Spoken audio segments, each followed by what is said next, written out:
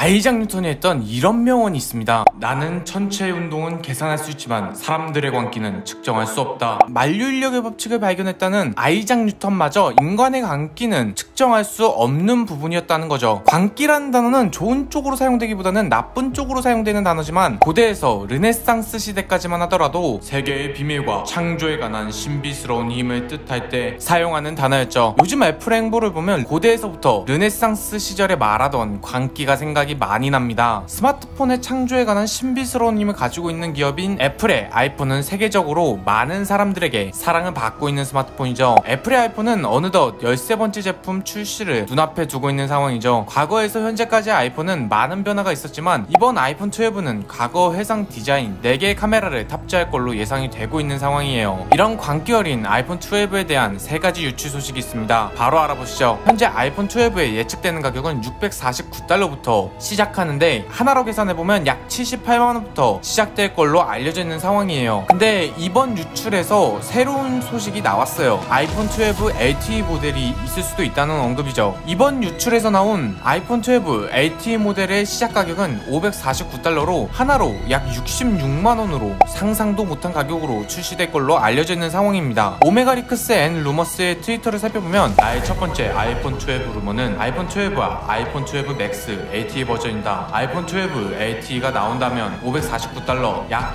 66만원이 될 것이다. 아이폰 12 맥스 LTE는 $649, 약 78만원이 될 것이다. 그리고 5G 아이폰 12 가격은 유명 IT 트위터 존 프로서의 말대로 $649, 약 78만원, 아이폰 12 맥스의 경우 $749, 약 90만원이 될 것이다 라고 언급이 되어 있는 상황이죠. 추가적으로 LTE 아이폰 12의 경우 OLED 디스플레이가 아닌 LCD 디스플레이를 채택할 가능성도 있는 상황이고요. 정말 $549의 가격을 가지고 LTE를 지원하는 아이폰 12가 출시된다면 시장에서의 파급력은 엄청날 거라고 생각이 듭니다. 그런데 이렇게 나온다면 소비자의 선택폭은 넓어지지만 구매 전 소비자의 고민은 배가 될 거라고 생각이 들어요. 특히 5G 이동통신을 지원하는 아이폰 12 모델과 LTE 통신을 지원하는 아이폰 12 맥스에서 소비자의 갈등이 가장 크게 오지 않을까 라는 생각인 거죠. 만약 제가 소비자라면 미래를 내다보고 같은 가격에 5G 아이폰 12 모델을 구매할 것 같아요. 근거를 말씀드리면 통신 기술은 계속해서 발전하고 있기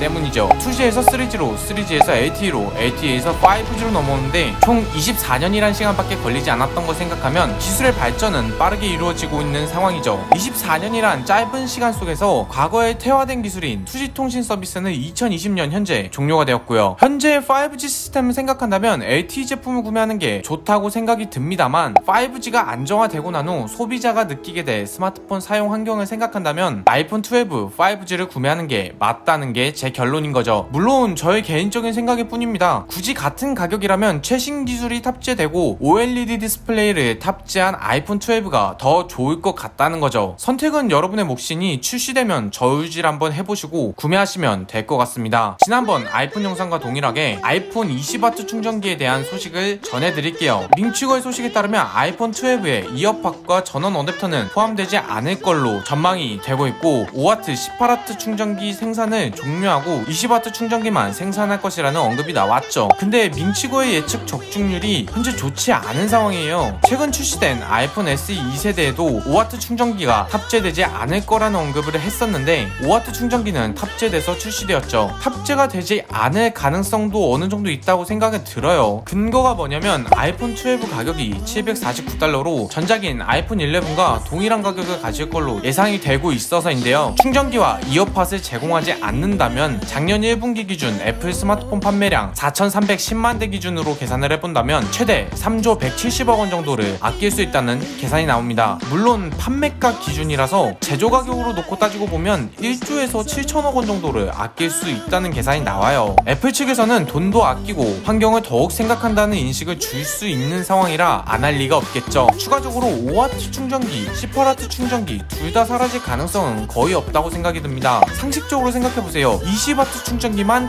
한 칸이 남겨놓고 애플이 장사를 할까요? 차라리 판 접고 말겠지. 상식적으로 생각해봐도 20W 충전기만 남겨놓는다는 언급은 밍치거의 명성이 예전만 못하다는 걸 보여주고 있다고 생각이 듭니다. 근데 한 가지 마음에 걸리는 게 있어요. 애플의 창립자 스티브 잡스는 이런 말을 했었죠. 단순함을 얻기란 복잡함을 얻기보다 어렵다. 무언가를 단순하게 만들기 위해서는 생각을 깔끔히 정리해야 합니다. 이 과정은 어렵지만 한 번 거치면 당신은 무엇이든지 할 수 있을 겁니다. 만약 쿡형이 이 말에 꽂혀서 이어폰 단자를 없애고 홈 버튼을 없앤 거라면 충전기도 없어질 가능성이 있지 않을까요? 마지막으로 언급드릴 부분은 4K 촬영에 대해서인데요. 110프레임, 240프레임 촬영이 가능할 걸로 알려져 있습니다. 현재 아이폰에는 4K 60프레임 촬영까지 가능하죠. 근데 이번 아이폰 12 시리즈에는 120프레임, 240프레임 촬영이 가능할 거라고 합니다. 이러한 촬영이 가능한 이유는 새로 탑재되는 A14 칩셋의 미친 성능 덕분에 가능할 거라는 언급이 나와 있는 상황이고요. 기본적으로 A14 칩셋은 PC CPU 5세대 인텔 i5 정도의 스펙이 예측되고 있는 상황이라 불가능한 일은 아니라고 생각합니다만 유출 경로가